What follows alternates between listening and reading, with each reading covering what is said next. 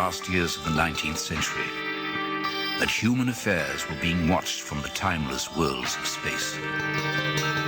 No one could have dreamed we were being scrutinized as someone with a microscope studies creatures that swarm and multiply in a drop of water. Few men even considered the possibility of life on other planets. And yet, across the gulf of space, minds immeasurably superior to ours regarded this Earth with envious eyes. And slowly and surely, they drew their plans against us.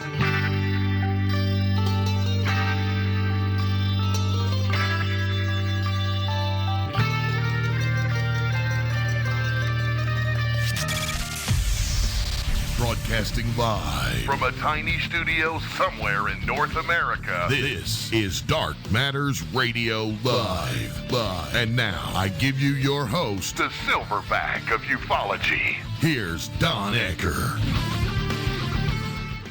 And good evening, ladies and gentlemen. Welcome back to another edition of Dark Matters Radio. Now, first up, let me tell you this. Generally, right here at KGRA Radio, we are doing our open line show on Saturday. But this week, because my guest was out of town at a scientific conference, he couldn't make it until tonight. So, last night, we did our open line show with Richard and Mark. And tonight, we're doing my show with my guest, Dr. John Brandenburg. Now, we've got a heck of a lot of stuff to kick around tonight, and it's going to be, I dare say, some fascinating material, fascinating information. It's going to be some pretty open-ended stuff.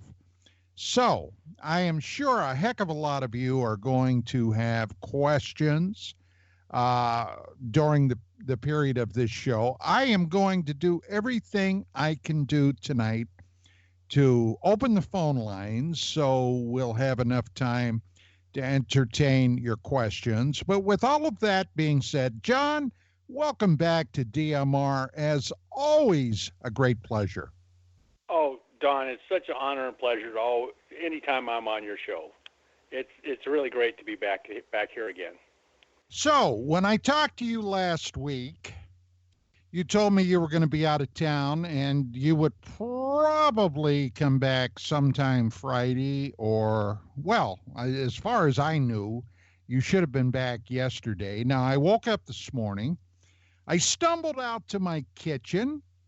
I poured myself a cup of coffee and I waited until 9 o'clock or a little after 9 and I tried to give you a call. And there was no John. And then I tried to call later. And then I had to take my wife out. We had to go to the drugstore. She had a prescription we had to pick up and some other odds and ends. And I tried to call you again and no answer. I was starting to freak out. I was at 30,000 feet flying over the Mojave Desert at the time. I was freaking out. So anyway, important business. Yes, I have no doubt. But we finally made the connection, and I'm sorry if there was a misunderstanding about when I was. Oh, hey, don't even give it a thought. But I had called up Bill, our producer, and I was frantic, and I said, I wonder if he forgot. I should have known better. Oh, I wouldn't forget this. This is crazy. So crazy talk. Where were you? Where did you fly to? Well, I was out in New Mexico, and I got a lot of old kind of buddies from when I worked in Washington D.C. On space and space defense and intel, and so some of them are sitting out in New Mexico, kind of semi-retired. So we just sort of sat down and had a meeting and. An informal thing. Brainstorming, and it was great. And it was at a previous meeting of this type that I found out that the remote viewers were all, investigating Mars secretly while we were trying to investigate it publicly, and that was very validating. Really? So these guys, they basically said, yeah, you were on the right track. that was good. So did you get any of their feedback of what these remote viewers may or may not have seen? Yeah. They basically said we were right. In the fact that there had been a previous civilization there? That was their consensus of opinion, at least according to the people I talked to, and they said it was a faceted investigation and involved more than just remote viewing, like image interpretation and things like that. So it made me feel good that we were worried the U.S. government was going to ignore this and the Russians were going to go to Mars and discover this instead. Remember, this is back in the Cold War. And now we know that, no, we were,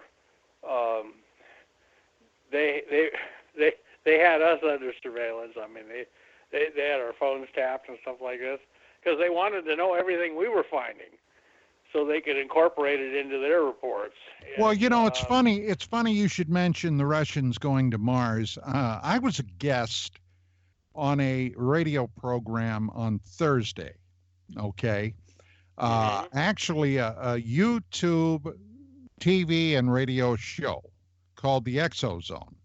And basically, these guys wanted to interview me about my decades-long foray into this crazy, wacky world of UFOs and what have you. So as a result, I was talking about a number of major stories in the field that I had broken over the years, a la STS-48, and what that might have represented, and the Phobos Mars. The Mars, Russian Mars Phobos, which was very strange, and also was a directed energy weapons experiment. Yes, by the Russians. yes. They wanted to blast Phobos into submission, but Phobos apparently got the drop on them. Yeah, somebody got the drop on them. But anyway, I had mentioned that back in the 80s, okay, there was a covert, I won't say necessarily a joint effort, although that's kind of how it seemed. All the Soviet, because it was still the Soviet Union, the telemetry was being fed back through Goldstone, NASA, and then sent on to the Soviet Union. And I told them, and they had no idea about this, that at that time, John, the Americans, NASA, and the Soviets, Cosmos, were discussing a joint manned mission to the Red Planet sometime after the start of the new century. And the date that they were talking about then was 2014, 2015. Now, the question to me today, and I'm sure you probably have a firmer handle on this than I do, the former Soviet Union could never stand the monetary expenditures to do that today, could they? Not now. I mean, their gross national product is actually behind Mexico's, and so they're just short of cash. They're going to revive. They're going to build a big booster anyway, and they're going to do it typically Russian fashion. A lot of sheet metal, and they use liquid oxygen kerosene. Wow. Yes, liquid oxygen kerosene to Mars. So that would take them anywhere from 6 to 9 months, maybe even closer to a year to even get there, right?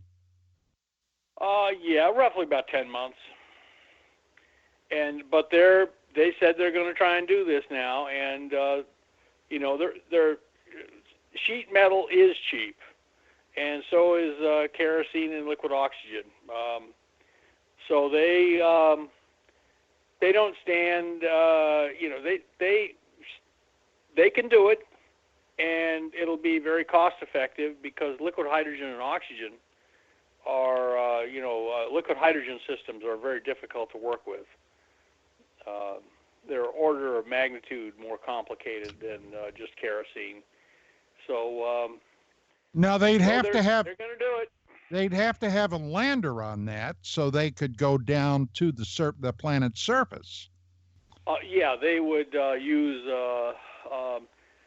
When we landed on the moon, we used hydrazine and nitrogen tetroxide, which is really red fuming nitric acid, and they explode on contact. So you don't need a spark plug. Believe it or not, that makes the rocket engine very reliable. You just pop the valves, and the fuels go into the chamber and mix and spontaneously catch fire with each other. And and you saw, the Apollo thing that worked every time. And the Russians are good at that, so they'll just make a lander using that. And make sure you have a ballpoint pen in case your ignition switch gets flubbed up like happened on Apollo 11. Yeah. And, it's funny you mentioned the ballpoint pen because the Americans spent like several $1 million developing a zero-gravity ballpoint pen, and the Russians just used grease pencil. They bought a local drugstore. So they, the Russians, you ask American, we need a combat rifle for our army, and they give you the M16 or the M4, and the Russians give you the AK-47. Which one would you rather shoot? In all honesty. And the AK-47 is a lot cheaper. Yeah, well, I had a lot of experience with an M16. I never fired an M4, but yeah. And so the Russians know how to make stuff that works, and they may very well do it. And Vladimir Putin figures the Russians need to be inspired. They need to go back and act like a superpower again, and one way to do that is to send somebody to Mars or the Moon. So it'll be interesting to see. And he's reorganizing his government so that he's rewriting his constitution, and everything about their government will change except the fact that he is in charge. Yeah. So he's, as a man, is a rascal, and everyone knows it. But he's, Xi Jinping, I can't remember his exact name. The Chinese guy. He appointed himself president for life recently, and made sure his thought was incorporated into the Chinese constitution. The thought of Jinping, and well, look. One of the major reasons that initially I wanted to get in touch with you was, to do this show tonight was about my understanding, and it came from my producer, from Bill Skywatcher, that you had been in touch with some people associated with the To the Stars Academy, Luis Elizondo and the rest of those guys, because you thought it might be important for you to go over and brief them on your gem theory, okay? Right. And which, incidentally, I've got to say, I very, very, very highly agree with. And when I spoke to you earlier, you indicated that you met resistance with this. Do you want to get into that first? Tell us about why you thought it was important to brief those guys, and then what seems to have occurred that may have, at least at this point, blockaded you. It could all be just one of those big misunderstandings, quote unquote. But you got to remember, this field is very competitive, and we have a number of researchers working on unified field theories, and all of us are very passionate about our theories. And I think that my theory predicts the gravitation constant of Newton to within, actually it's 36 parts per million, and nobody else can do that. And that makes the reaction of mainstream scientists when I present that is that not that they rush up to me and shake my hand, it's anger. Really? That's in mainstream. And so it is possible that there are already people down at the To the Stars Academy who think we don't need Brandenburg around here with his crazy theory. We got our own crazy theories. And so, it's just too many bulls in the same pen. And anybody who knows me knows that I'm can be a rather aggressive character at times. Well, when I put I'm half Viking, Yeah. When I put the notice up on Facebook and my page, my personal page, and the Dark Matters Radio fan page, I immediately got a lot of comments and remarks, John. And incidentally, sure. I might add that I had quite a few people write on there that you, sir, are one of their favorite DMR guests. Well, that's really kind of them to say that, and I really enjoy being on your show, Don. You ask great questions, and you really guide the dialogue well. And so I just thank everybody who appreciates me. But Well, at the same time, I have people who find me extremely annoying. Incidentally, I might add, when I promoted you the other day on that radio show, and I said that you were going to be my guest on Saturday, and then I told them a story, John. This is before I get to this current question. And guess what story I told them? I just got back from a trip, Don. I'm not really swift. I told them about the barbecue that we had out at my place where I introduced you to Slivovitz. Raketya. Russians call it raketya, rocket fuel. Yeah. Yes. Oh, that was great, Don. One guy said, what the that. hell Slivovitz? I said, that's plum brandy, 140 proof. It was great rocket fuel, I'll tell you, Don. And, hey, I could have taken that to the moon, pal. Absolutely, that's moon juice, and it was very good, and I enjoyed it thoroughly. Well, let me Especially read the next this. day when I woke up with the worst hangover I'd had since college, and but anyway, it was great stuff, and thank you very much for serving that to me. And and I drank everything you served. You must admit, and so. Let me read this question to you.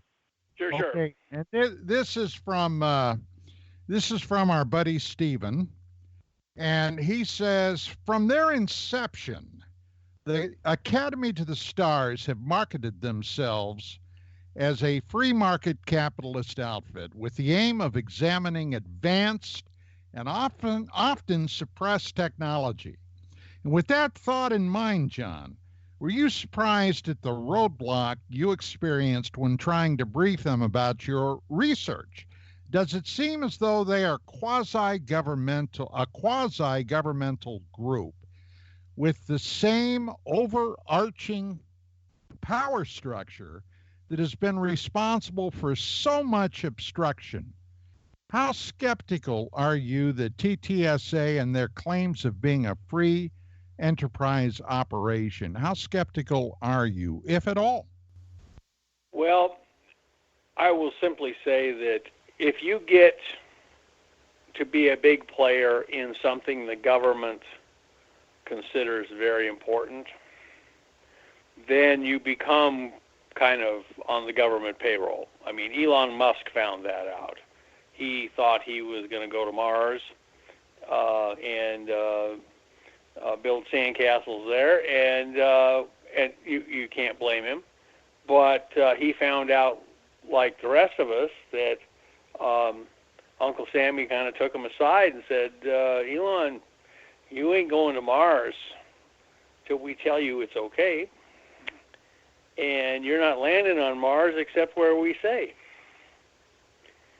And Elon, would probably ask Uncle Sam, why is that so? And Uncle Sam would say, because Mars is very important to me. And the same way with this To the Stars Academy, they're playing in an arena where the government considers this very important. So I'm sure the To the Stars Academy people, at some level, have to play ball. Well, yeah, but they're all, for the most part, former governmental servants. Oh, well, even that makes it even better, because they all talk to their old buddies who are still in the government, and sometimes all it takes is just a phone call from one of their old buddies and says, you've been talking a lot about this, and we think you said enough about that and should change the subject. And it's just part of how the government, the government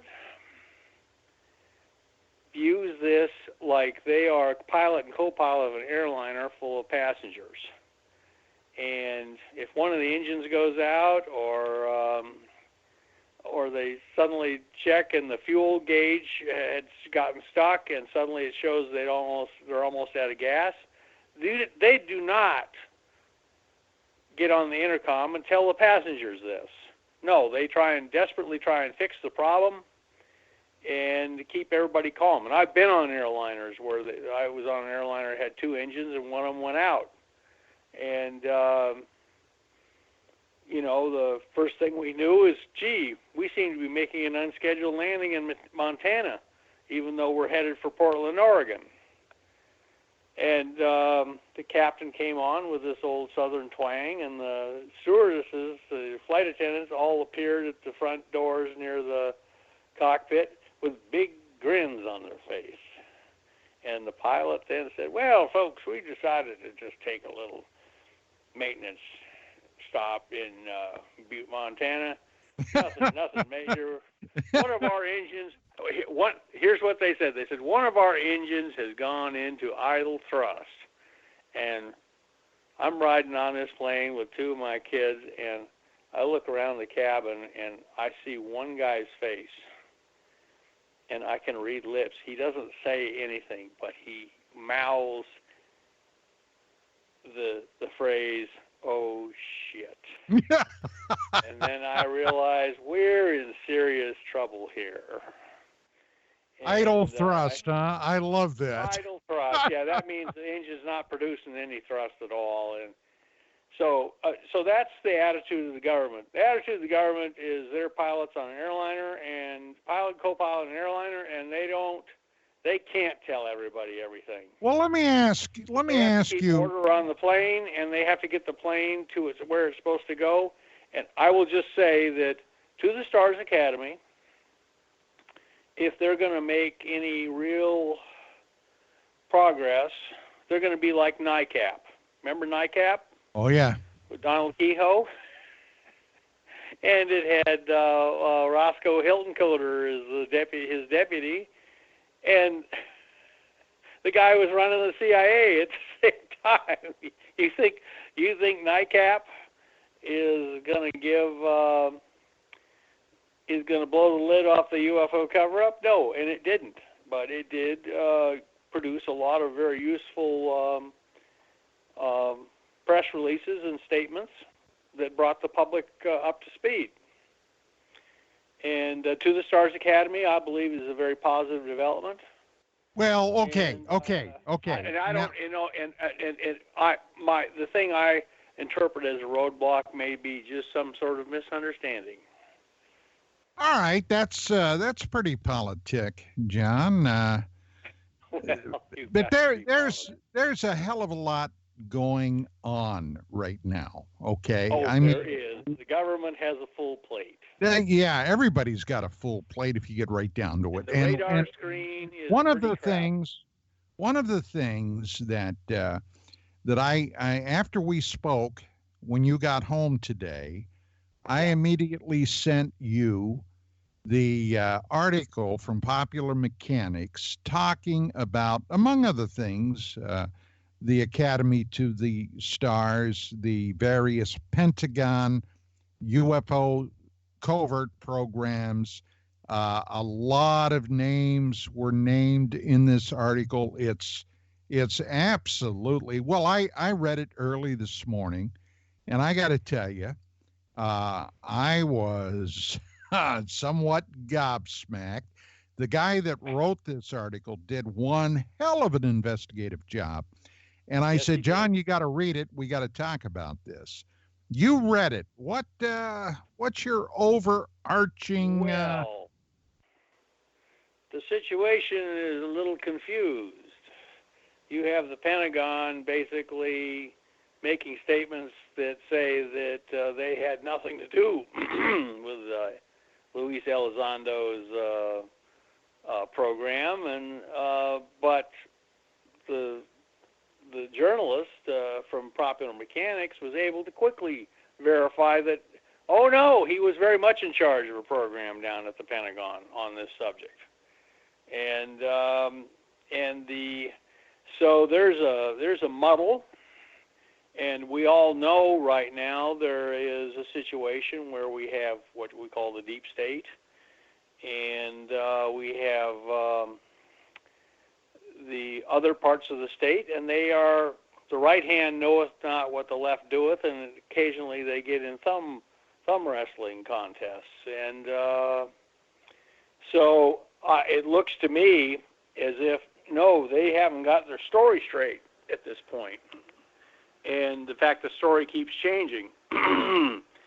So I think, yes, there was a program. I think it is obvious from the journalist's work at Popular Mechanics there was a program to study UFOs and their propulsion system and the possibility they represented a threat to national security and, of course, to the security of our entire species.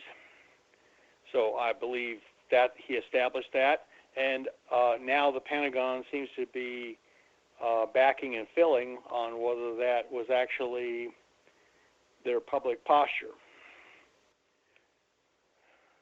Okay, six years ago. Yes. 6 years ago, 2014, I was involved with a television production. I was actually the research producer, and it was titled Aliens on the Moon, The Truth Revealed, which I highly suggested that you contribute to that because of your former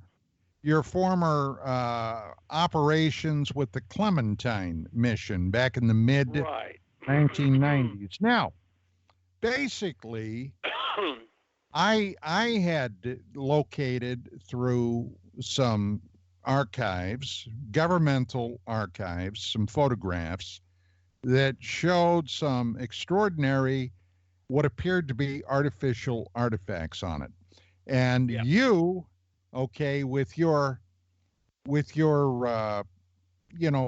involvement with the Clementine project, when the military, not NASA, but the military went back and totally rephotographed the moon from stem to stern, which, I gotta, just on the surface, that always bothered me because look, in Vietnam, when I was involved in intelligence gathering operations with the North Vietnamese Army, they would send recon missions in and photograph an area, and then maybe a week, maybe 2 weeks later, they go back and do it again to see what might have changed. That's what the Clementine mission seemed to be saying to me, John. Now, I got a question from... That's a very, let's say, as you know, Don, I write science fiction. And I wrote the book Morning Star Pass, The Collapse of the UFO Cover-Up. And in that science fiction scenario, I had bases on the far side of the moon, and the government was very eager to find out their status and whether they were growing or static.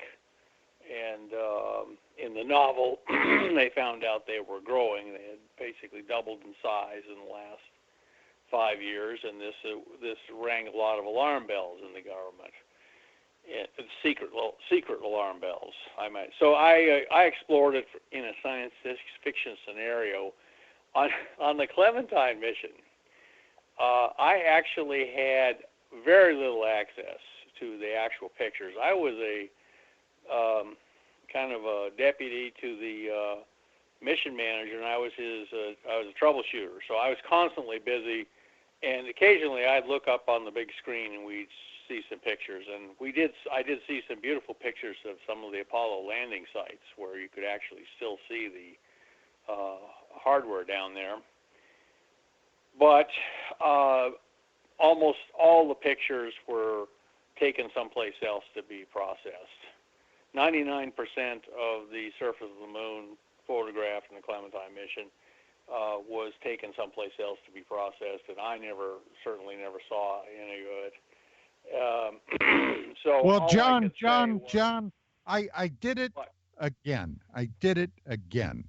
I want you to hold your thought right there. I blew right through the break. I'm infamous for that. Let me stop you right there. We're going to take a break. Sponsors, as they call it in football, sponsors timeout. Yeah, and let me take a break, and we'll pick up right there with your involvement with Clementine. How long is the break going to be? 3 minutes. Okay, thank you. Okay, ladies and gentlemen, tonight my very special guest, Dr. John Brandenburg. I got to say, one of my most favorite guests. John and I have been friends for many, many years, and we're going to have a heck of a lot more coming up. Stick around.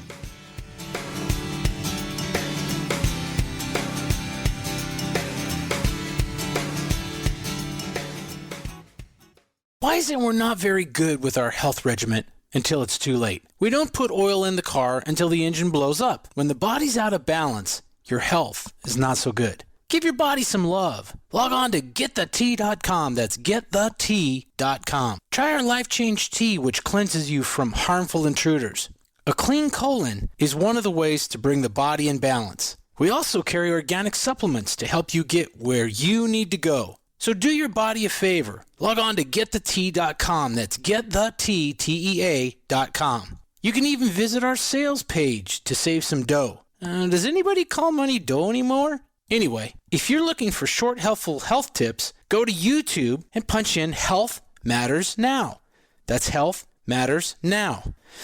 So, log on to GetTheT.com, shop, get balanced, then learn some cool tips at Health Matters Now. You'll be glad you did. That's GetTheT.com. Hey, is that a new music app? Yeah, check it out. Surfer Music Discovery. It links to thousands of online stations, but the twist is you see the song names and artists that are now playing live. That's different. No guessing. Looks like a waterfall of music. So many formats. Rock, oldies, country, R&B, jazz, and a whole lot more. How's that spelled? Surfer. S-U-R-F-R. Is it expensive? It's free. No need to sign up or sign in. Get the Surfer Music app free from Google Play or the App Store.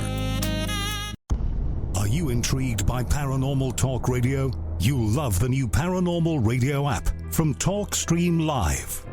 You'll find a great selection of talk shows covering UFOs, ghosts, strange phenomena, and much more. Download the Paranormal Radio app now and start listening to the very best in paranormal talk entertainment, including the network you're listening to right now. The Paranormal Radio app, free in Google Play and the iOS App Store. What UFO convention are we going to this year? We're going to the Laughlin UFO Mega Conference February 15th through the 22nd. I went to their website, LaughlinUFOMegaconference.com, and confirmed we're going to see the best speaker lineup ever offered. Yes, the greatest gathering of scientists, researchers, and experiencers ever assembled in one place and time. 39 great new presentations over 8 days. And all at the lowest cost, including 3 social party meal nights with drinks. The Laughlin UFO Mega Conference out contacts that thing in the desert. It out ancient histories, that alien con job. And it out internationals, the International UFO Congress, bringing us 9 speakers from out of the USA this year alone. 8 days in Laughlin, February 15th through 22nd.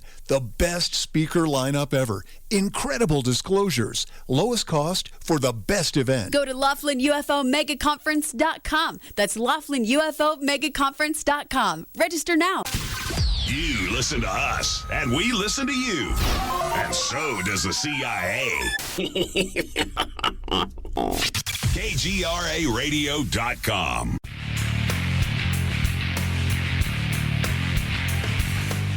And we are back, and my guest, Dr. John Brandenburg. John, before we went to break, which I almost blew completely through, you were talking about a lot of those photographs being taken by the Clementine mission were sent elsewhere for development. Why would they do that? Well, we were, the facility I worked at was basically running the spacecraft operations day to day, and you know, we were not doing the image processing there at the that site. You know, that required a lot more specialized equipment, and so it was basically, I would just say minimal image processing at that place, and I never. That was a whole section, and we were told, you know, that you know, all that stuff's going to be shipped elsewhere for analysis by people at NASA and other places. And well, at one point, didn't you tell me that when you were there, when you were a deputy to the administrator, that the people taking the photographs, the gathering up the photographs coming in, it was all a classified operation? I don't think I told you that. I think what I did say to you was that we were told, as members of the staff keeping the spacecraft running, not to go to that one particular area, or ask the people who worked there, you know, what the latest news was. We were to basically leave them alone and stay out of that section of the building. Okay, now, did you know prior to his death, Carl Wolf? Carl Wolf.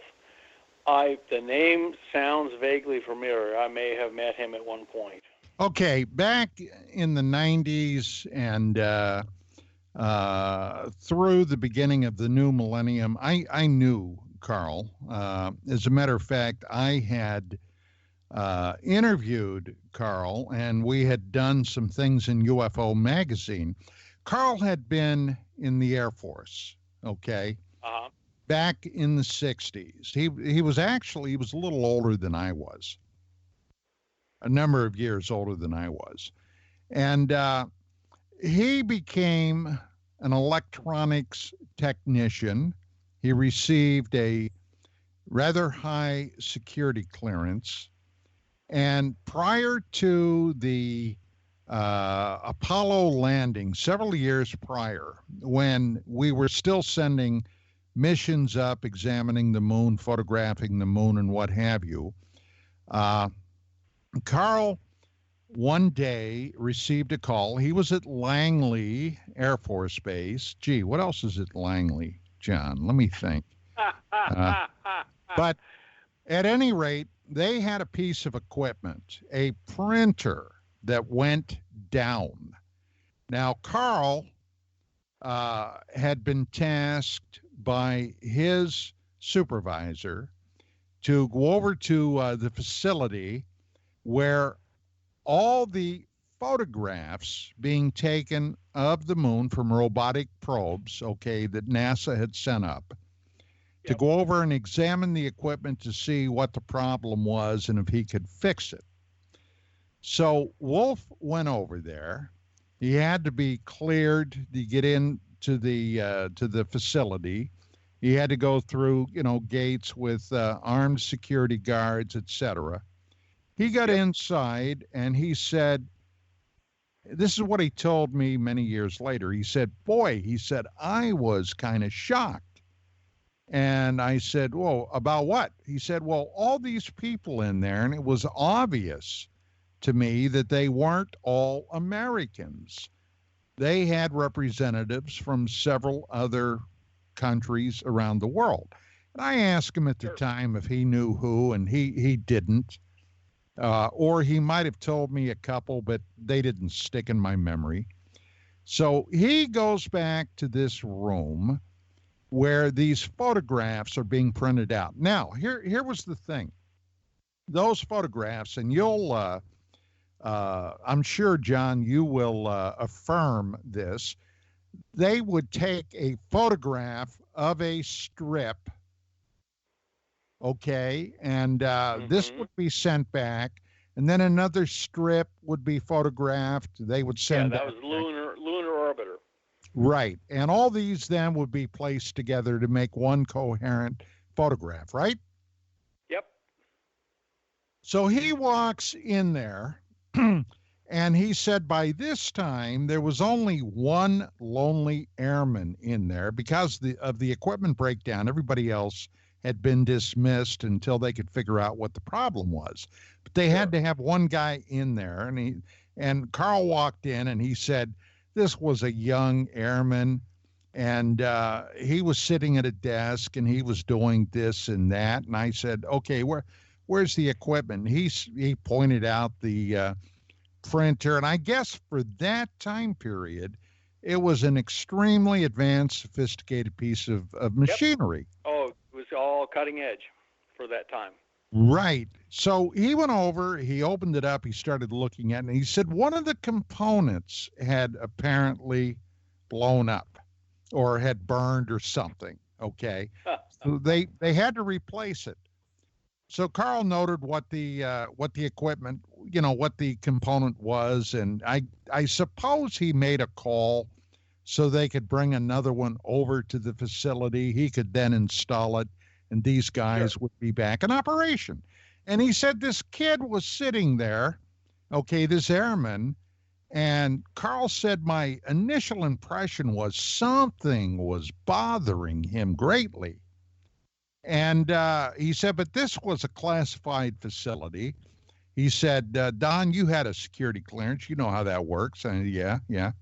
He said, suddenly, this kid turned to me and he said, you'll never believe it. Huh? We found a base on the moon. And Wolf said, what? Whose? He was thinking the Russians, or somebody else. And the kid pointed to a photograph that was sitting there. And Carl looked at it. And it was like, I said, well, I asked him, I said, what'd you see? He said, there were buildings there. It looked like antenna arrays and blah, blah, blah. And I said, well, what'd you do? He said, I didn't do anything. I was scared to death somebody was going to walk in and we'd both get busted. So anyway, they sent the component over. He installed it. They fired the printer up. Everything was fine, and he left. Now, he said, I went home that day, and I was convinced, and I watched the news every night for the next week, convinced they were going to announce they found a base there. Well, of course, that was wishful thinking. Oh, no, that's not what the pilot and the co-pilot decided not to inform the passengers that a gremlin had been spotted on the rear tail surface of the airliner. Well, let me read this question to you, because now this question comes directly into what we're talking about. And this is from one of the users in our chat lounge, Libertas.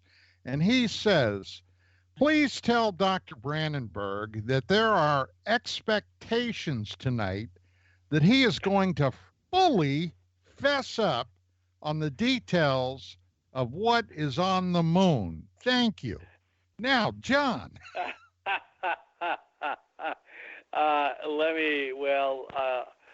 I will simply refer them to my science fiction novel.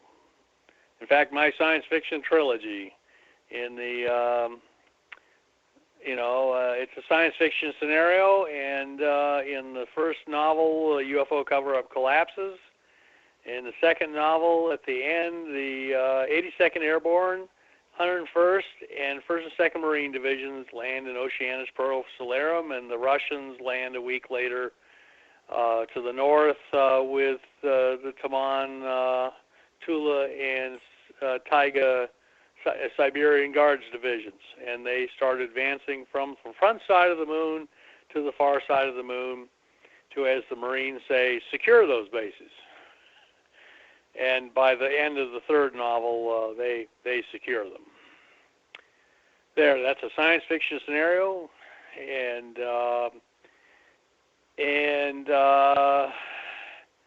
so in a sense, I have already told everybody the way I think things are going to turn out. Okay, all right. I fully appreciate that, and I respect that. Sometimes if that people don't think that that's fessing up. Well, let me put it this way. I was on the Clementine mission. I didn't see anything in any of the pictures, but of course I only saw a tiny, tiny fraction of the pictures coming down.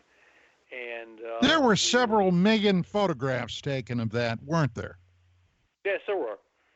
And now they have the lunar how many orbiter up there? How many of those photographs have ever been officially released to the public? Oh, I don't know, Don. Probably only a tiny fraction. They were turned over to NASA for people looking for, rare minerals and things like that. They have now the Lunar Reconnaissance Orbiter, LRO, and that is basically a spy satellite. Instead of orbiting the Earth looking to read Vladimir Putin's license plate as he goes to visit his various mistresses around Moscow at night, they put it in orbit around the moon. And the joke in certain circles of Washington, D.C. is that anything that rhymes with NRO, which is National Reconnaissance Office, which runs all the spy satellites, is owned by NRO. So LRO would be owned by the NRO, and MRO, which is the Mars Reconnaissance Orbiter, is also owned by the National Reconnaissance Office. Which means, if I read this right, it means the government's on its toes and is doing its job. Okay, all right. Now, everyone should read my science fiction trilogy, the Morning Star UFO trilogy. Speaking of Mars, okay, this is from another user, Ron. He said, Dr. Brandenburg, should there be a joint international mission to Mars, or do we go it alone for a manned and eventual colonization of Mars? I suggested in my book, Death on Mars, that the Mars expedition be based around the same consortium of nations that runs the space station. And that includes Russia, by the way.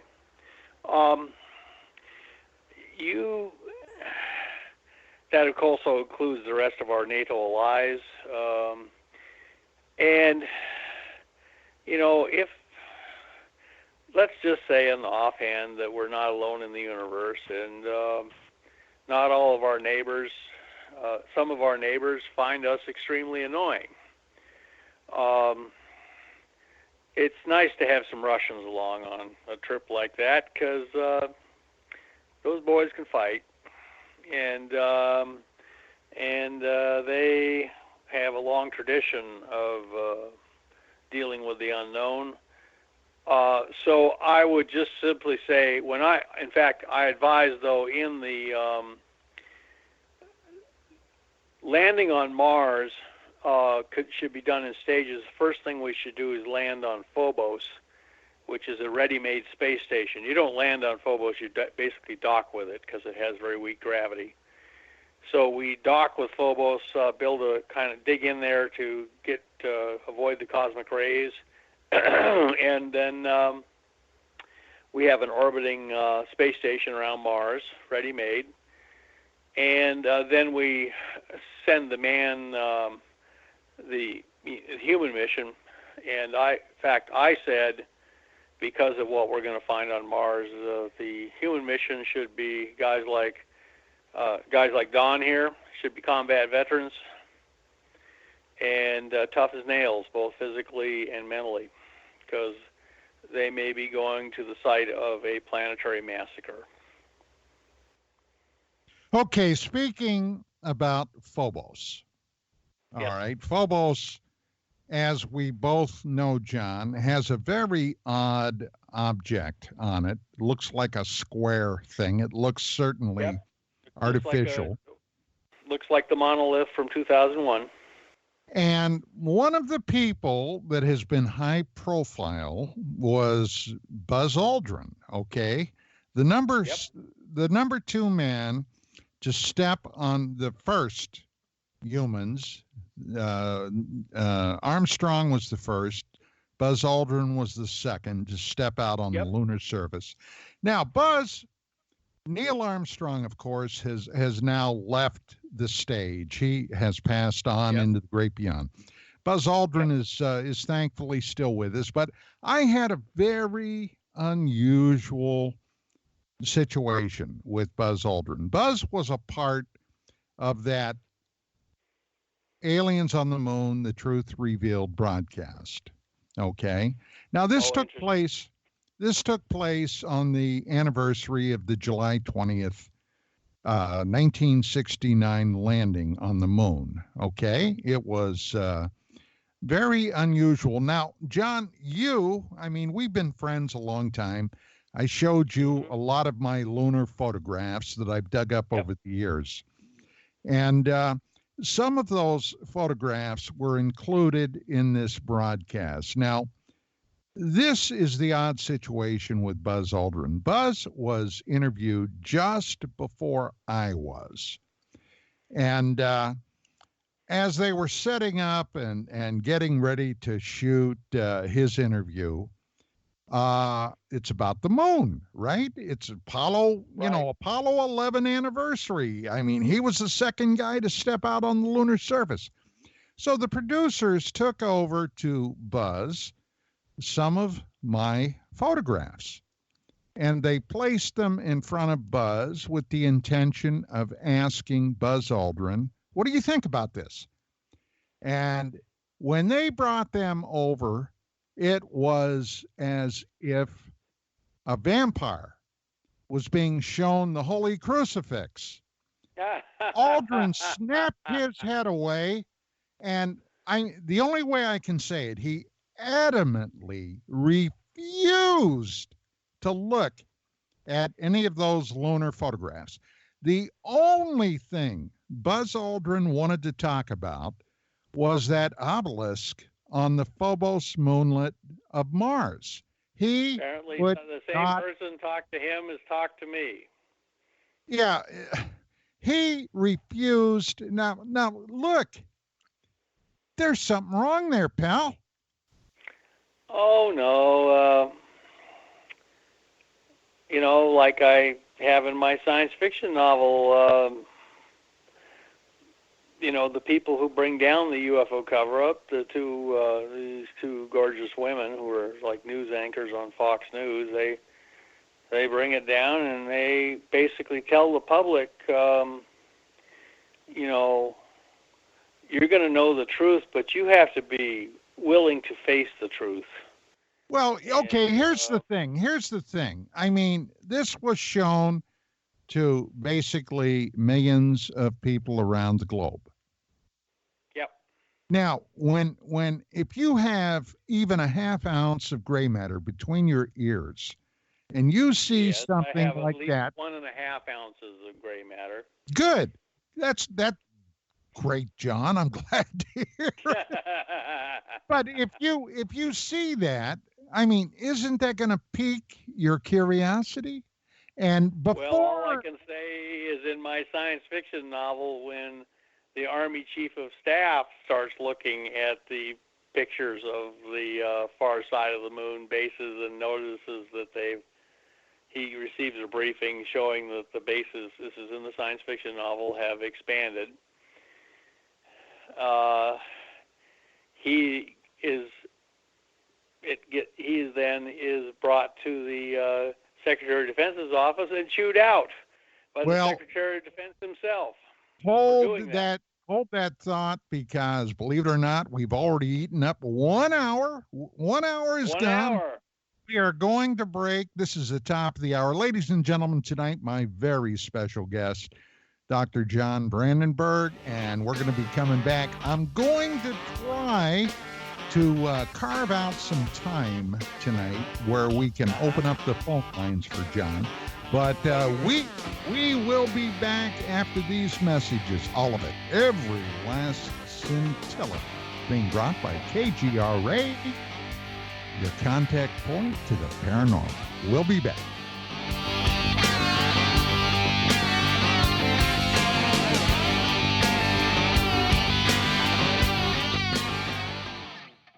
The Laughlin UFO Mega Conference just announced an incredible addition to the world's greatest UFO event. Saturday, February 15th, we're going to see the final public presentation by Charles Hall. Following him, we will see the world premiere screening of the feature-length documentary based on his life, Walking with the Tall Whites. And during the 8 days, there will be 38 more world-class presentations. I am so glad we chose to be at the Laughlin UFO Mega Conference 2020 on February the 15th through the 22nd. So go now to LaughlinUFOMegaConference.com and register. You can still make the decision to attend the only not-to-be-missed UFO conference of 2020.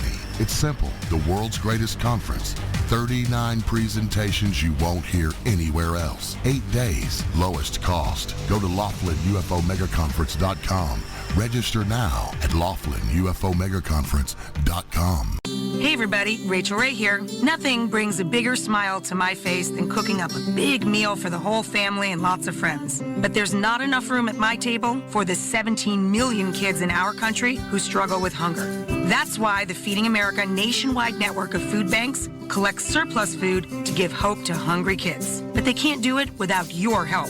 Support Feeding America and your local food bank at feedingamerica.org. A message from Feeding America and the Ad Council. So, you love talk radio? Then you'll love TalkStreamLive.com. TalkStream Live is always on, 24/7 with the best streaming talk shows. Find your favorite talkers and discover some new ones. It's free, readily available online or on mobile with any smartphone or tablet. Finding your favorite talk shows all in one place has gotten a whole lot easier. Just go to TalkStreamLive.com. Be sure to download the free apps from Google Play or the iTunes App Store.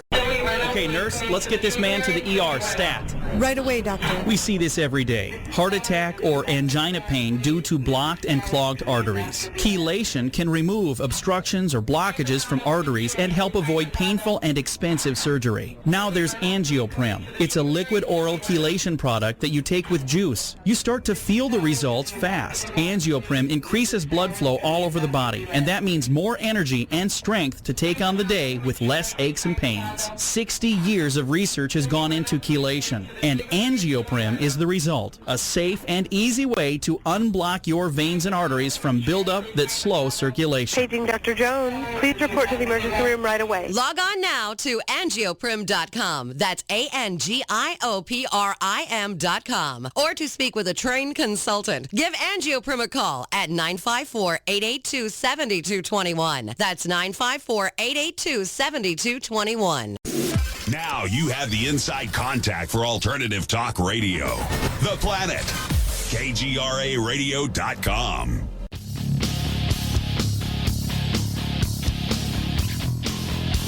And we are back with our number 2 with Dr. John Brandenburg. Now, I am not yet opening any phone lines, but here's the number. When I do open them, if you'd like to give us a call. Okay, got your pencil, got your paper? Write it down. Put it on your keyboard. 855-472-5483. That's 855-472-5483. Or if that's too much information, try this. 85 KGRA Live. That's 85 KGRA Live. And all of that, incidentally, is being brought to you courtesy of the Paranormal Radio app hotline. All right, let's see where we go. John, one of the things that has popped up, I mean, it's everywhere in the news. Yes, and it is bringing the fear of a worldwide pandemic, is the coronavirus, which has emanated out of China. And primarily, the first city was Wuhan, China. Isn't that interesting? Yes, it is. Now, we'll tell everybody why it's interesting in a moment, but right now in California, we have in the teens, okay, I'm not sure exactly how many. It might be 15 or 18 people that have been confirmed with the coronavirus. Now, there's also been a tremendous amount of speculation that the Chinese authorities, big surprise, I'm shocked, I tell you, shocked, John, have not been They may not be telling us the entire truth about this matter? That's correct. And actually, how many people they have actually lost as a result of this? I would probably multiply the numbers the Chinese government is providing by factor of 3 or 4. Right, both right. Cases and in deaths. But you, at this conference, some of your Intel buddies have been speculating about this, and you told me a couple of very interesting things. So well, now I want you all to realize that Senator Tom Cotton, who's former Special Forces guy and probably has a lot of contact with the Intel community, is going to be talking about this starting tomorrow. What is called a theory at this point that this thing may be the result of a program at a Chinese government biolab. And you wonder what. So it looks, this is a massive fiasco by some element of the Chinese government. It's interestingly, epidemic started when the head of their government was out of the country for 45 days, an extended period. I mean, if our president was out of the country for 45 days, that would be, that would cause a lot of problems. So he was out of the country when this epidemic started. It started at Wuhan, and a few weeks after it started, they arrested a researcher at Harvard named Lieber. You can check this all out on the net. And he had lied about a research contract he had with the Chinese government to support activities at a lab at Wuhan. And this guy worked with kind of using bacteria to grow micromesh wire networks for like monitoring nerve impulses. And he was also a champion pumpkin grower, interestingly enough. Yes, he's a man of interesting hobbies. And they basically arrested him and said, you lied about the nature of your research for the Chinese government. It wasn't batteries like you claimed. It was something else, but they wouldn't release what he actually had been up to. but he's under arrest and now under indictment for lying to the U.S. government. And he was interacting with a lab in Wuhan just at the time this outbreak started. So inquiring minds want to know. The oddest theory I heard kind of during a coffee break was this: somebody asked the kind of group as a whole, well, why on earth would the Chinese government develop a bacteriological warfare agent that would attack and then release it to attack its own people? And apparently that's not what was, since everybody agreed that not even the Chinese government would do something like that. They think the opinion of some people was that this was a massive screw-up by the Chinese, and the real goal was to release this virus in Hong Kong, which could be cut off from the mainland. Now, Hong Kong, of course, has been a thorn in the side of the Chinese government for quite a while now, because they are refusing to be sequestered like the Chinese authorities want to sequester them, correct? Yep. Hong Kong has proved very stubborn, and like I said, this was basically just a coffee break discussion among people familiar with how the Chinese government functions, and but I thought was a very interesting theory that, and people may be able to find it on the net if they look, because Hong Kong is the most likely target of any deliberately created epidemic virus, and this thing is very, very contagious, apparently. And so we basically have to just block all traffic, from air traffic and sea traffic from China. Well, what I was thinking about this, John, is the economic implications. In the United States, we have a lot of businesses, corporations, chains that import material from China. Yep. Everything from safety pins to car parts, okay? Yep. The Chinese, with basically the blockade now of anything coming in from China because of the fear of this virus, and a very reasonable fear, by the way. Oh yes, absolutely, very reasonable. In a few months, we're going to feel that pinch, aren't we? Well, let's hope that the Chinese government can get its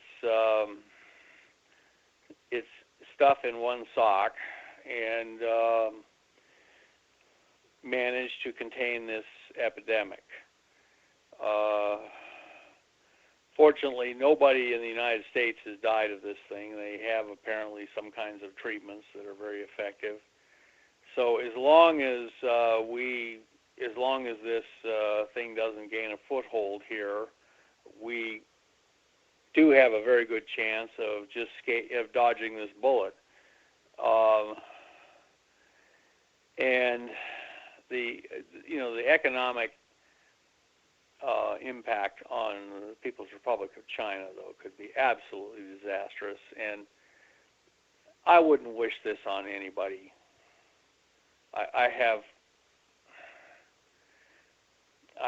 It just, the mind boggles if Tom Cotton is right, and this is a product of a government biolab in China, then there are going to be executions over this, and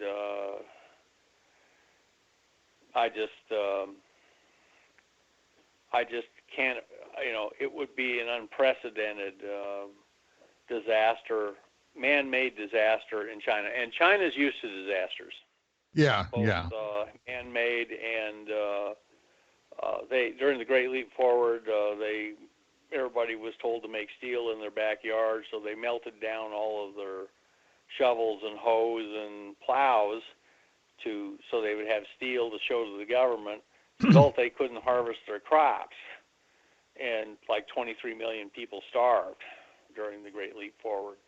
So the Chinese are used to big disasters. Well, let me give you some shocking statistics, okay?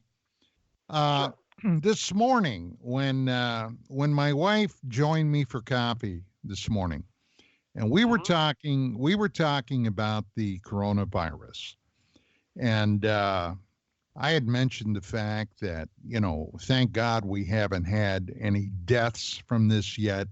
It's still infinitesimally small. Okay, the number of it seems to be working. Our quarantine and embargo system seems to be working. So she ended up knocking me out of my chair. She said, "Oh no." Oh yeah, she said, "Oh, by the way," she said, the old regular flu?" And I said, "You mean the one that comes around every year?" "Oh yeah." I said, "Yeah, what?" She said, "How many people do you think in the United States died from that about a year ago?" And I said, "I don't know, 10,000 plus." That's right. From the Now, regular the flu. Kills about 1 in every 1,000 people who get it.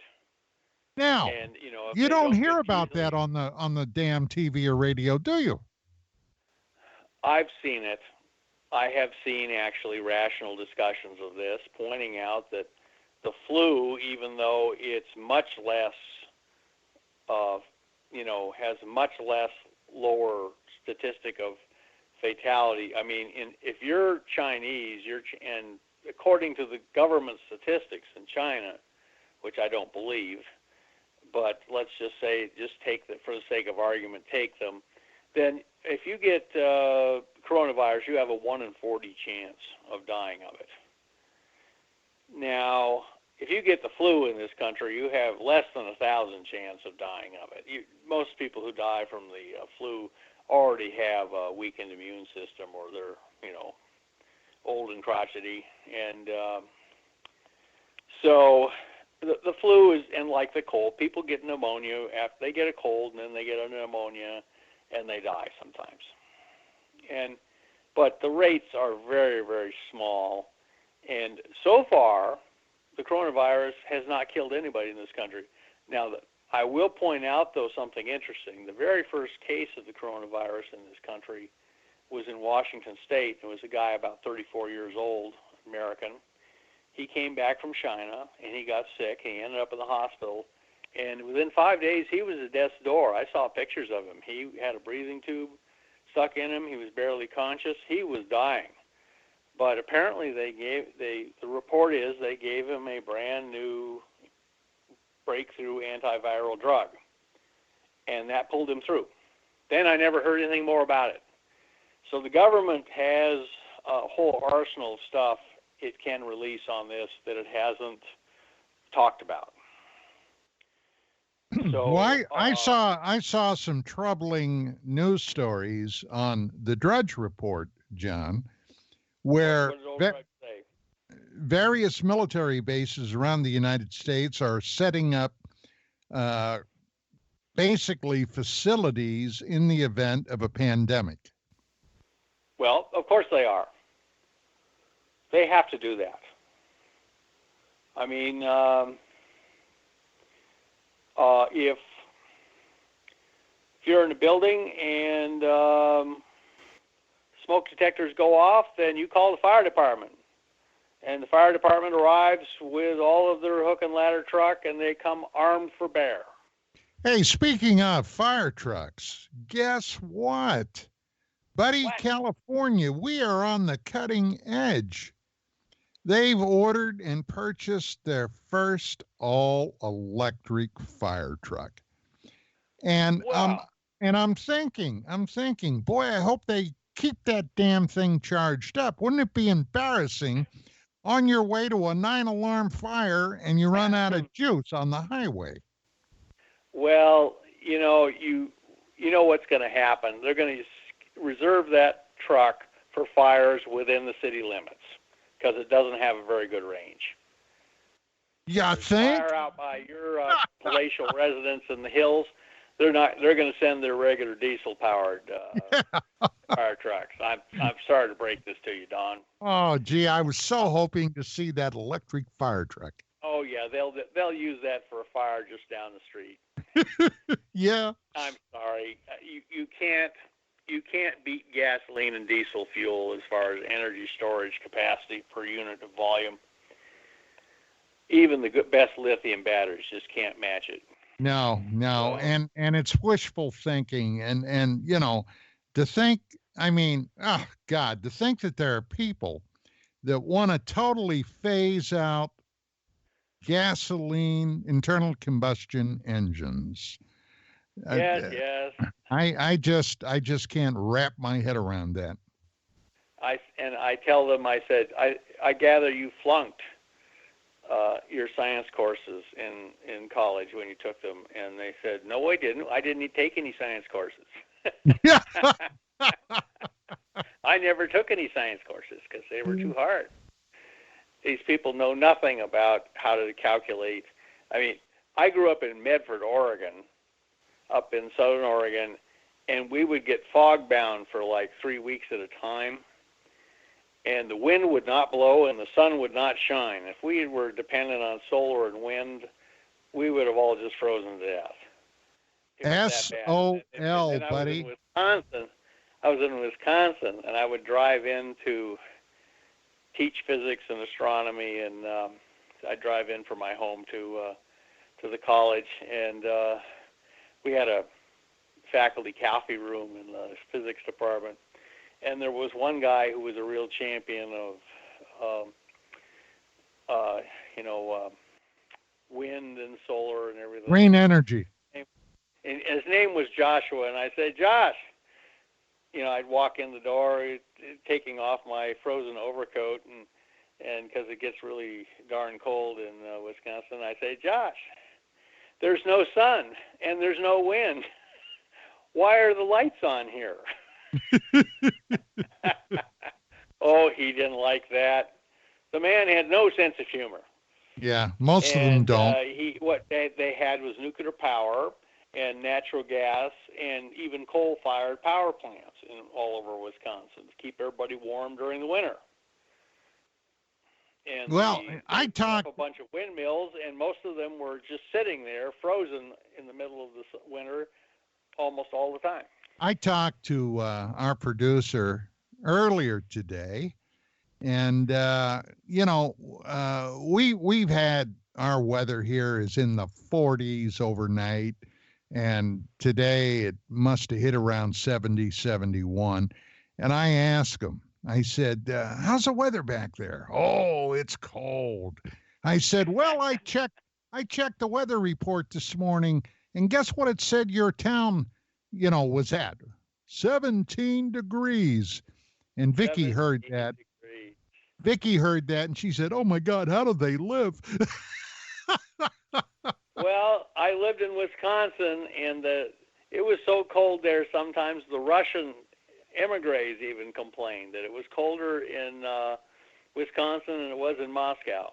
Oh, my God. Where most of them came from. So people figure out how to do it, though. They have, and let me tell you, the people in Wisconsin, 3 feet of snow falling the night before, it didn't intimidate at all. They'd cleared off the streets by the time it was morning rush hour. Well, I'll tell you, when I came back from Southeast Asia, I was ruined for winter. I mean, that was, yes. I could not tolerate winter anymore. I mean, it was like, oh my God. Oh, well, I'll tell you a story. I moved up there from Florida. I moved up I worked at Kennedy Space Center in Florida, and then I got this job at this rocket science place in Wisconsin. So I moved up from Florida. The first day when I moved up, it was summer in Wisconsin, and it was 100 degrees, 100% humidity, and I walked into a store, a little, 7-Eleven store, a little convenience store, and the sky was black as coal, and sirens were going off. It was a tornado alert, and the people in line in the store with me didn't even bat an eyelash. They just figured the tornado would go someplace else, and I thought, why did I move here from Florida? All this place needs is alligators. But then winter came, and they had the worst winter they'd had in 50 years, and it snowed 6 feet during the winter. And let me tell you, if you did not get out after a snowfall and shovel the sidewalk in front of your house, you would get fined. They'd come around and say you didn't shovel your sidewalks for pedestrians, and they'd fine you $30. And so my two kids, they were only like 8 and 9 years old. They'd come up, from Florida with me to Wisconsin, and they're staring out the window of the house we rented, and the snow was falling, and they're going, "Oh, wee," and at least they had good warm winter clothes. I made sure they had those, and I said, the shovels are in the snow shovels are in the garage. Get out there and start working on the sidewalk. John, I'm going to go ahead. I'm going to go ahead and open the phone lines. Okay. And I just notified Skywatcher I'm going to blow through the break. So this is your opportunity. If you'd like to talk to Dr. Brandenburg, you can give us a call now. The telephone number, once again, 855-472-5483 or 85 KGRA Live. And we'll see what happens from there. Pull up my little screen here, and anybody phones in, then by golly, we'll be able to see them. I had another question here from Sure. Reviving Real News. Okay, I guess that's one of the users. John, what's the ultimate end game now to go back to the moon after all these decades? In other words, why do we want to go back to the moon now? What's your speculation? Well, I'm one of the major goals of my scientific career is to harness fusion energy. And there's a unique fuel for fusion energy called helium-3 on the moon in large amounts. And all you have to do is scrape up the topsoil on the moon and run it through a solar furnace, and you get out this whole helium-3, and you ship it back to Earth, and it's a gas? It's a gas, but it's worth probably $300 billion per ton. Whoa. And you can get a ton of it out of about a square mile of lunar surface. You can get a ton of this helium-3 out and ship it back to Earth, and it'll be worth about $300 billion in oil equivalent. What do we have the technology right now that we could use that? Not precisely, but we have burned helium-3 and deuterium. I was at a government lab that it was actually in England, and they had I arrived there to look at their big tokamak called the jet tokamak, and they had run dihelium-3 fusion. It produces no radiation, no radioactivity, and they had produced 200 kilowatts of pure fusion power with no radiation. It was just amazing. So that absolutely does away with uranium, with the other radioactive elements that we use now in our atomic. Let's just say that if you want to build starships in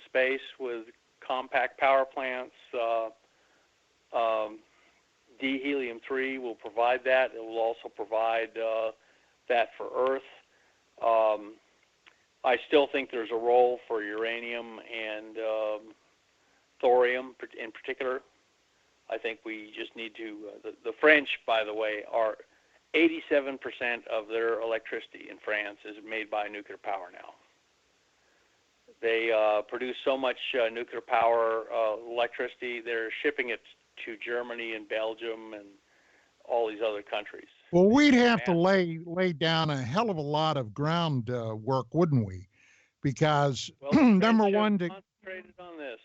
To get to the moon, okay, which unfortunately we don't, as far as I know, we don't have anything right now that could take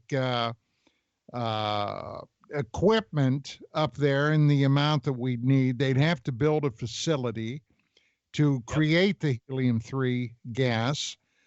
We'd have to have living quarters up there. The astronauts, of course, would have to be supplied. So we're talking about roughly how many years would you guess down the road if we started today? I think it would take I think we could be back on the moon in 5 years if we really started in a wholehearted way. If we were determined to do it as quickly as possible, we'd be there in 5 years. It's not like we haven't done it before. And we have the big SLS, and we also have the big Elon Musk rockets that he's building now. They can take astronauts to the moon. Okay, let's take a phone. Let's take a phone call. We've got. Okay, very good. We got Morris in Colorado Springs. Good evening, Morris. Welcome to the show. Yes. How you doing, Mr. Ecker? Mad Martian here. How you doing, Dr. J? Why, it's the Mad Martian. Yes, the Martian. Surely the days of the Martian Revelation are upon us. Indeed. So how you doing, Mad Martian? All right, I'm listening along here. Very interesting conversation as always with you and Don. And Don, great show. I loved how you whipped past that break, but you saved it. Don't worry. But I got to say this. Isn't that ironic, gentlemen? President Trump is proven right. And you mentioned something earlier about how we would go along with Russia. Well, how does that go along with what's going on now? Or is that just typical tactics between nations, between the satellite situation of them stalking our satellites and then touting and a bigger vision of going because they're, their balls outness, as it was, pardon the French, regarding Gary, confronting what's on Mars. I hate to break it to you, but Russia and the United States do not cooperate and do things together because they really love each other. They don't. They do it because it's in their mutual interest to do that. Especially, so you think it's a situation talk where we about, have to, like then? in my science fiction trilogy, where we're both facing a common threat, like Ronald Reagan said. If we were faced with a prospect of an invasion from outer space, wouldn't we all unite? And top on my list of allies, after England and Canada and Australia and everybody, would be Russia. And they are very, very good at certain things. Like, for instance, the Chinese are trying to build advanced jet fighters, and they copied the Russian designs from pictures, but they can't build the engines like the Russians. So their average Chinese fighter, its engine burns out after one flight. And you know what? They have actually asked the Russians to sell them their most advanced jet engines. The Russians won't sell it to them. Isn't that interesting? I don't blame them. They've been buying and stealing ours. So the same thing. We wouldn't be inviting the Russians along to Mars and the moon unless it was in great self-interest to do so. But same thing happened in World War II. When Hitler invaded Russia, the Russians actually had a non-aggression pact with Germany, and then the Germans turned around and invaded them. And Winston Churchill went out before the House of Parliament and he said, if Hitler had invaded hell and the devil called up and asked us for help, we would provide it. So, incredible. yeah, So we would get along with the Russians, okay, you know. As long as it was in our mutual The Russians interest. are constantly doing annoying things. They are, because they like attention. They don't like being ignored. So this is one way they prove that they can't be ignored. But the Russians are okay. We'll get along with them just fine, and they'll be our sort of allies when we go to the moon and Mars. I truly now, believe in your guys' professional opinion, would you say that President Trump was proven right? About what? About what? Well, the importance of the Space Force, for one thing, for low Earth orbit threats, let alone from the threats coming from deep space. Yes, and I would. Mr. Ecker, hopefully we can set up a part 2 soon, my friend. Everyone's waiting for that. Awesome show, guys, and I look forward to it. But President Trump's proven right, and I know you guys support the Space Force. But how soon, Dr. J, do you Isn't that anticipate remarkable that the president has been proved right? Now, how soon do you anticipate, by these standards and even more, of our militaristic push, at least to the public, that we're going to Mars or at Mars? I think we'll be there in about 15 years. 15. Okay. And Mr. Ecker, again, awesome show, but hopefully we can set up that part 2 soon, sir. Part 2 of what? And myself. Of our show. We left off. Part 2 of our show when you were on, the Martian Revelation. We got to set that up to continue on the story of your life story there. Is this Doomcock? No, this is Mad Martian, Mars Avila. Martian Revelation. Okay. Okay. You know, sometimes the synapses, you know, if I don't have enough caffeine in me, they fail to fire. So. Understood. Gary, always good to talk to you, Gary. I'll let you by the way, Don, awesome Gary show, and I guys. go way back. Gary was down in Florida. He had a talk show there too. Oh, okay, okay, great. He had me on to talk about my earliest Mars stuff, and so. And look where we're at now. At the brink of Morning Star Pass, collapse of the UFO cover-up. Buy it, everybody. Good night, gentlemen. The UFO cover-up. Hopefully we can set that up soon, Mr. Ecker. Good night, gentlemen. Okay, have a good night, weekend, Gary. Morris. Bye-bye. All right, 855-472-5483 is the phone number. 85 KGRA Live, and lest I forget, thanks to the Paranormal Radio app hotline. So that's the name of that. What? Oh, let's see. My producer. My producer is sending me notes here. Okay. Oh, okay. Well, I won't say that aloud on the air, Bill. But okay, good to know. Well, Gary Laguerre and I go way back. You know, like I was at Kennedy Space Center, and he would let me on to talk about my Martian stuff and my science fiction novel, Morning Star Pass. And I asked him once, I said, Gary, you seem like a really kind of aggressive sort of character. What's your day job? And he says, I'm a bouncer at a bar. So he has had an interesting career. Hey, let me say, John, you know, all this traveling around, breathing that recycled air, did you pick up another damn cold? Well, every time I go, you know, I'm fine. I'm a little tired, but I just, you know, I don't think so. I think I'm fine. Okay, good. I was a little concerned. Sound a little rough? Yeah, you were kind of, well, you know, traveling on airliners for somebody my age, and I had some heart surgery done. I've got a pacemaker. I got a new aorta valve, just like old Mick Jagger, and Yeah, but I'll reserve judgment. So what's that? I'll reserve judgment until I see you up on a stage jumping around with a guitar. Well, he's got grandchildren now.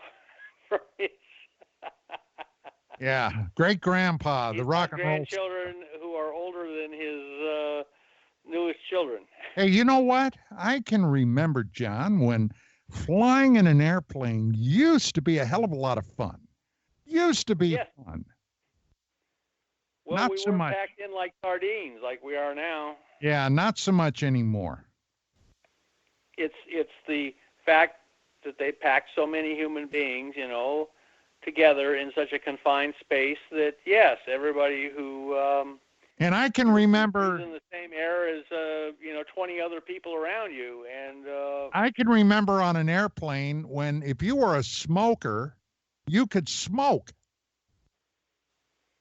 Well, those were the good old days, Don. Yes.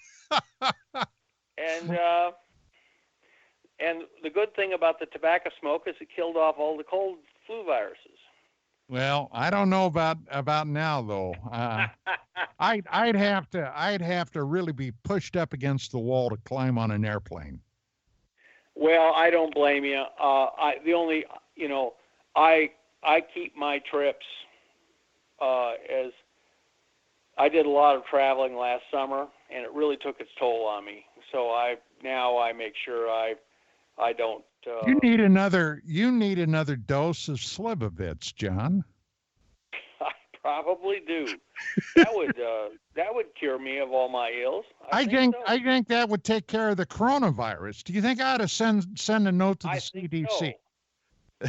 I think you ought to send several bottles to the People's Republic of China and have them spray the streets with that. Yeah. I think it would definitely improve things.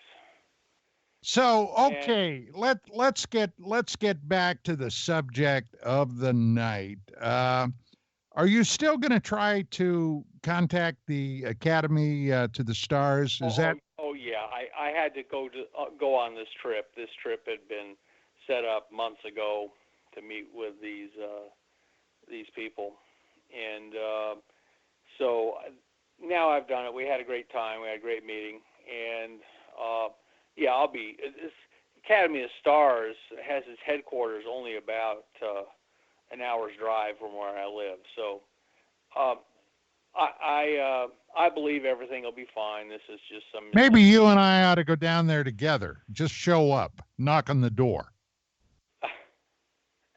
Well, they might let the dogs out on us. I don't know. I just think I have to be more persistent, and it's obvious. I think I have annoyed somebody, and that's not new. That's not a new situation for me. Anybody who's aggressively markets their ideas ends up annoying somebody, especially if they got their own ideas. Yeah. Well, let me ask you this. Fine. Speaking of annoying people. Yeah. Did you hear about that asteroid that's supposed to have a near miss with the planet this weekend? Oh, how long have they known about this?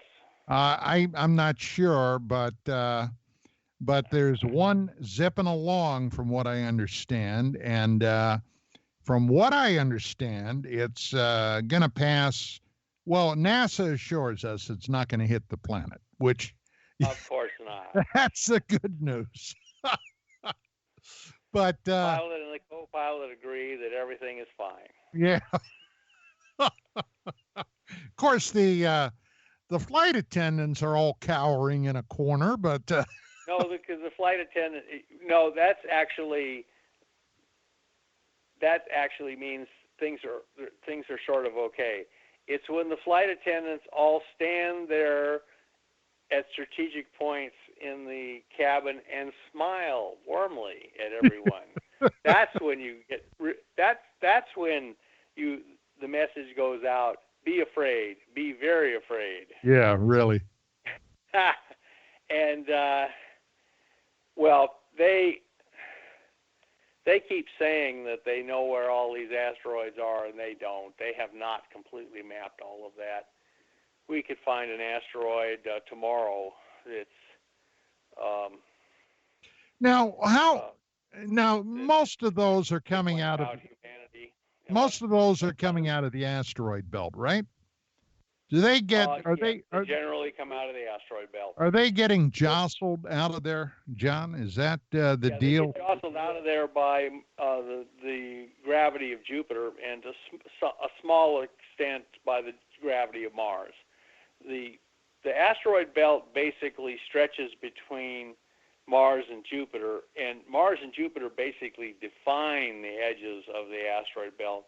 Anything that starts getting out of the asteroid belt, it usually runs into Mars, which is why it's got so many craters, or it gets sucked into Jupiter. And Jupiter is such a massive body; it keeps stirring up.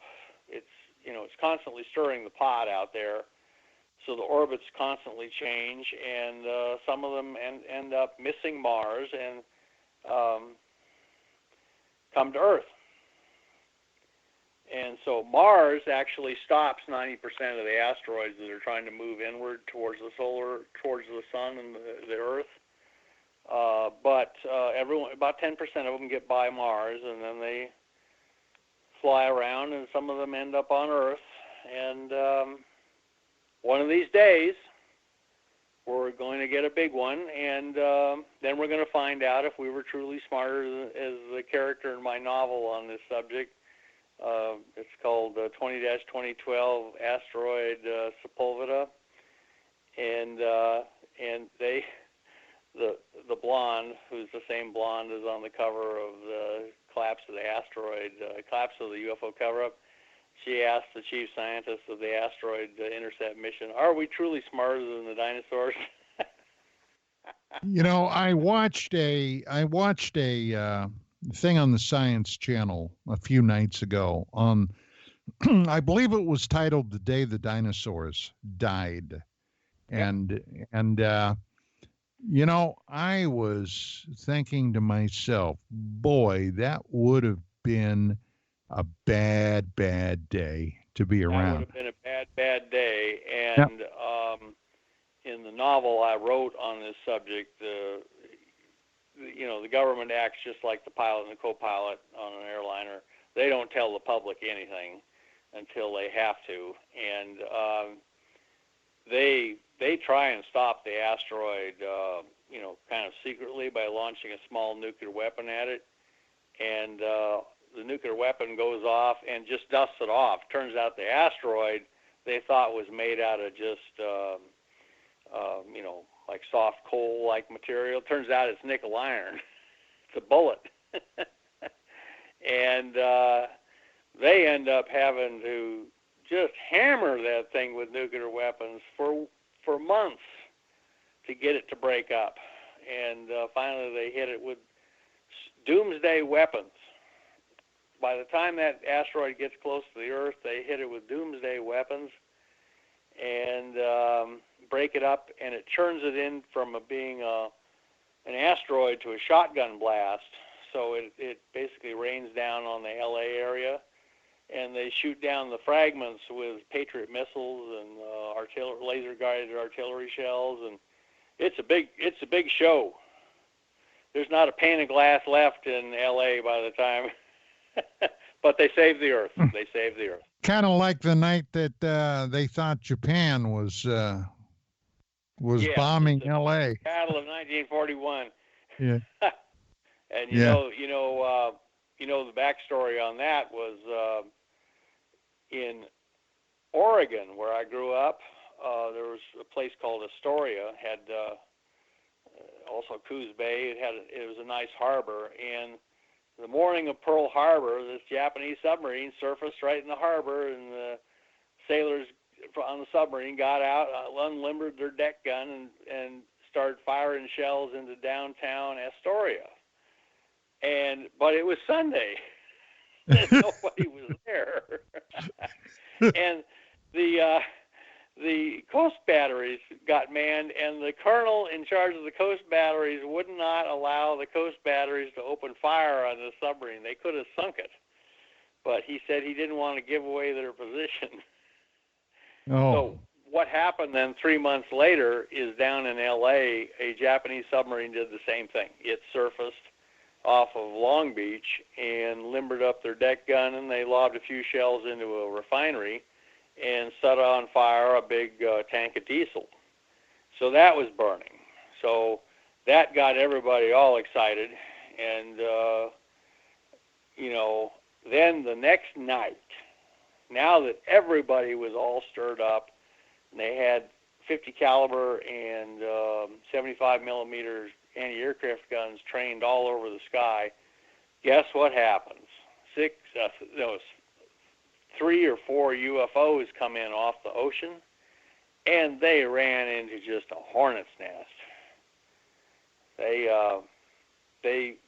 have pictures of one, what looks like a flying saucer, sitting in the searchlights, just getting hammered by 75 millimeter guns. And people said, oh, well, this just proves the aliens had superior technology and we're just trying to show off. No, the story I heard is 2 of them crashed after that. One crashed up in the Los Angeles National Forest, and the other one crashed on Catalina Island. So it was a disaster. And the thing was, they just by accident, they'd tried to fly over L.A. the night after the Japanese submarine had shelled that refinery. So the people, the Los Angelinos, were armed and trigger happy that night. And I talked to a fellow who actually was a witness to all of that, and he saw a flying saucer headed for the ground that night. That had been hit? Damaged. That had been damaged? Hit, yep. Well, they're not bulletproof. They're not. They like everybody to think so, but they're not. Well, I can recall an incident in the United States during the time of the Korean War. The Korean War was 1950 through July of 53 before it was over. At least active military activity. The war is technically still going on. I think you know that. It sure is. But right. I can remember, I think it was under Harry Truman, when Truman was still the president, where there were some cases where our brand new jet fighters were chasing some unidentified objects, and one of them opened up on the UFO with its 50 caliber machine guns and shot chunks of the UFO off it. Yep. And I heard that story too. Yeah. So you really gotta kind of wonder about that, don't you? The chunks they did recover the chunks, and they found that they were, it kind of helped us invent the science of composite materials, because they were a matrix of like aluminum, and then they were full of little silica beads that gave it extra strength, and it was very clever, but not impervious to bullets, unfortunately for them. And today, of course, I've told you, I said the problem with the ufology is there are no facts, there are only reports. But one report I did read was that when I was in D.C. was that a UFO had appeared at a ICBM base and was kind of flying around, basically hot dogging, and one of the civilian security guards just pulled out his .38 special revolver and fired one shot at it in a panic, and the thing crashed. Well, the surprise of all the security guards, and the people who were really surprised were the pilot and co-pilot of that thing. Yeah, I'll bet. And the same thing could happen to any the technology any human, flight vehicle. You could, if you get one well-placed bullet, you can bring down an F-15 or an F-35, no problem. We have shoulder launched SAM missile systems, surface to air missile systems. And I would think, especially around places like nuclear weapons depots and silos, they would have these things available for the security forces that are tasked with protecting them. Of course they do. And they also have, the people said, well, the aliens sent radio beams into the silos and disabled the ICBMs and stuff. They have ways of making stuff impervious to interference like that. And they have nuclear weapons you can light with a Ronson lighter. They have no electronics on them at all. In fact, in my novel, I have the woman stands, the chief heroine, Cassandra Chen, stands next to this mock-up of this hydrogen bomb that can be lit with just a fuse. And she's sitting there smoking a cigarette, and she says, "Forgive me for smoking on TV." And then she uses her cigarette to light the fuse. And then the thing burns down and goes pop because it's got a little firecracker on the end. And she just sits there and looks startled at the camera. And, they can do it. Well, I would think today, okay, now back in the late 50s, the early 60s, the American military developed a 100-ton to 200-ton tactical nuclear device called the Davy Crockett, which was to be used in the event the Soviet Union invaded Western Europe. The tanks, okay, to take out tanks. My old buddy Vince DiPietro, who pioneered all the Mars investigations. Right. He was in the Army at the time, and he was assigned the care and keeping of the Davy Crockett for his battalion. He didn't know whether it was an honor or a curse. Yeah, well, I mean, you talk about pulling out your 6-gun. That would have been it. And they used that same warhead on several air-to-air missiles, so they could. Well, that's what I was going to ask you, because I don't know how many people are aware that the Air Force and our aircraft tasked with defending the United States and actually around the world have nuclear capable missiles they can fire. They absolutely do. They have nuclear weapons that can go on Sidewinders. How about that? Well, Sidewinders are usually used at close range, so you fire that Sidewinder. So what is it? About 100-ton? About 100-ton payload? 100 tons of TNT, and I don't care what planet you are from.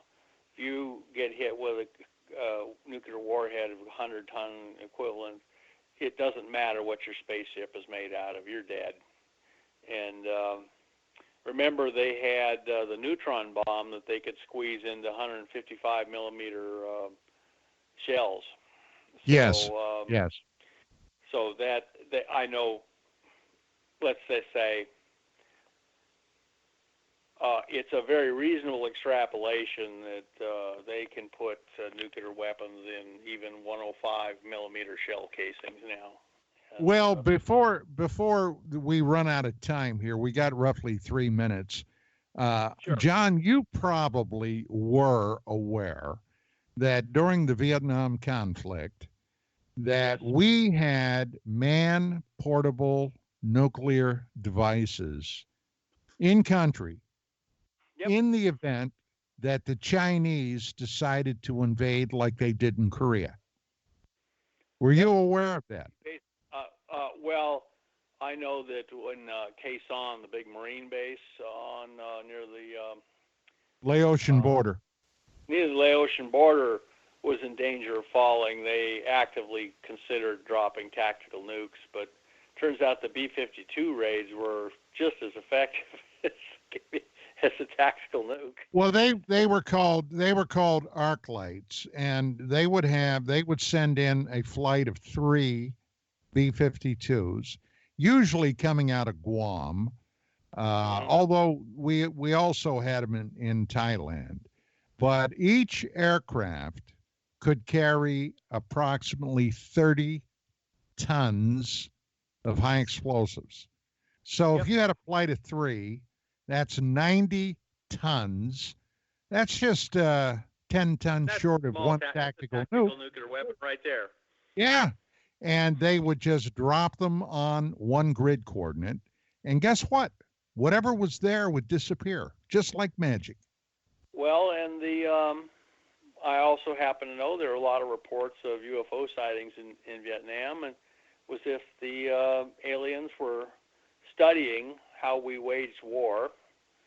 And you notice it's been, 80 years since Roswell, and gosh, there's been no alien takeover, not even an attempt. And the fact that you can still have a UFO cover-up after all these years means that, let's say, hypothetically, we are in a confrontation with a species from outer space, like the gray aliens or something. They have gotten very squeamish about trying to do a large-scale conflict with us. Well, the fact is we humans are pesky. And, John, we are, believe it or not, my friend, it always flies. We're out of time. We got less than 15 seconds. So, as always, John, it is a distinct pleasure. In the next couple of days, if you have the time, give me a call. I'd like to do a little catching up with you. Absolutely. And ladies and gentlemen, that is it for tonight. We will be back again next Friday right here on Dark Matters Radio. In the meantime, keep your eyes pointed up, your ear to the ground, and we will be in contact then. Good night.